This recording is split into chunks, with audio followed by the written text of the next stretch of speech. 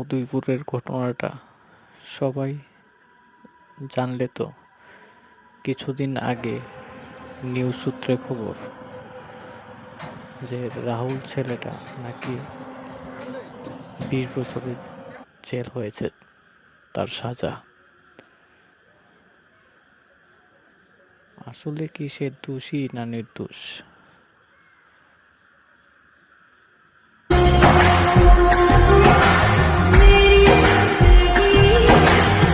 তোমার নাম কিটা? সায়ন্তিকা পাল। তোমার বাবার নাম? यही नहीं, अभी और सुनिए। শিবপ্রসাদ পাল। তো তোমরা কি নিজের ইচ্ছে আইছো না হ্যাঁ তোমার আনছে? তোমরা কি নিজের ইচ্ছে আইছো না হ্যাঁ তোমার আনছে?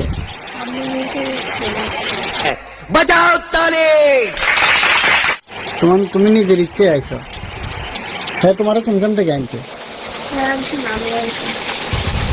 बात तो सही है। স্কুল থেকে হেরবার গেছো গা? পুরে শালা আমার তো ইচ্ছা নেই যাওয়ার। যাওয়ার ইচ্ছা? কি বললে শুনলে তো? আমার একটা মাত্র ছেলে, স্যার। আমার স্বামীও নাই, স্বামী আর আমার মিনাও পুরানো। আজকে দিকে আমার বাড়িতে নিয়ে গেছিল, 3 বার আছে আমার বাড়িতে, বারবার মানা করছি। তাই নাকি স্কুলের ড্রেস ড্রেস আমি তো তারা বাঁচছি না।